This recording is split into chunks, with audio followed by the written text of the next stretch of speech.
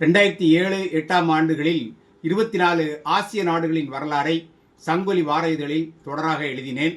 அதே கட்டுரைகள் இலங்கையின் வீரகேசரி நாளிதழில் உலக வல்லம் என்ற தலைப்பில் ஓராண்டு தொடராக வெளிவந்தது. அந்த கட்டுரைகளை தொகுத்து கலைஞன் பதிப்பகம் கிழக்கின் கதை என்ற பெயரில் புத்தகமாக வெளியிட்டது.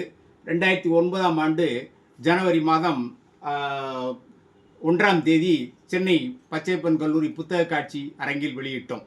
அந்த நேற்று காஷ்மீரின் கதை வெளியே எழுதியிருந்தேன் முகநூல் தளத்தில். இன்று அந்த பழைய இதிலிருந்து பாகிஸ்தானுடைய நாட்டினுடைய கதையை முதல் பகுதியை தொகுத்து சுருக்கி எழுதியிருக்கின்றேன்.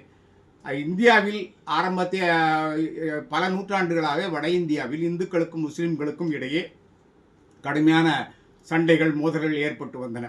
எனவே இந்திய தேசிய காங்கிரஸில் இருந்த சில தலைவர்கள் இந்துத்துவ கொள்கைகளை கொண்டிருந்தார்கள்.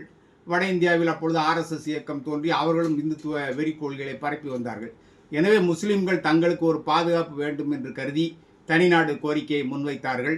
1947ஆம் ஆண்டு ஆங்கிலேயர்கள் இரண்டாக பிரித்து பாகிஸ்தான் என்ற நாட்டை உருவாக்கி விட்டார்கள். பாகிஸ்தான் என்பது பஞ்சாப், அங்கே உள்ள பஞ்சாபில் உள்ள P, ஆப்கானிஸ்தான் அது வடமேற்கு எல்லைப்புற மாகாணம், அதில் உள்ள A, காஷ்மீர் என்பதில் உள்ள K, சிந்து என்பதில் உள்ள I, பலுச்சிஸ்தான் என்பதில் உள்ள ஸ்தான், இந்த 5ஐயும் சேர்த்து பாகிஸ்தான் என்று பெயர் சூட்டினார்கள். அப்போ கிழக்கு பாகிஸ்தானும் மேற்கு பாகிஸ்தானும் ஒரே நாடாக இருந்து நாடாளுமன்றம் நேஷனல் அசம்பிளியிலே 300 இடங்கள். 1970ஆம் ஆண்டு தேர்தலில் கிழக்கு பாகிஸ்தானில் இந்த 162 இடங்களில் ஷேக் முஜிபுர் ரஹ்மான் தலைமையிலான அவாமி லீக் கட்சி 160 இடங்களில் வெற்றி பெற்று ஒட்டுமொத்த நாடாளுமன்றத்தில் 300க்கு 160 தனிப்பெரும்பான்மை பெற்றுவிட்டது. ஆனால் மேற்கு பாகிஸ்தானில் இந்த 132 தொகுதிகளில் புட்டோ தலைமையிலான பாகிஸ்தான் மக்கள் கட்சி 81 இடங்களை கைப்பற்றியது. இவர் ஷேக் முஜிபுர் ரஹ்மான் பிரதமராவதை புட்டோ ஏற்கவில்லை. 2 பேரும் சொந்த கூட்டணி ஆட்சி அமைப்போம் என்றார். அதை முஜிபுர் ரஹ்மான் ஏற்கவில்லை. மேற்கு பாகிஸ்தானியர்கள் உருது மொழியை கிழக்கு பாகிஸ்தானியர்கள் கற்க வேண்டும் என்று சொன்னார்கள்.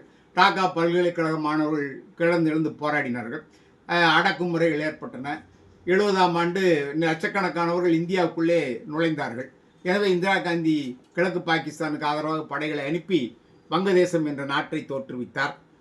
இதுவரை இன்றைக்கு எழுதியிருக்கிறேன். தொடர்ந்து அடுத்த பகுதி நாளை எழுதுவேன்.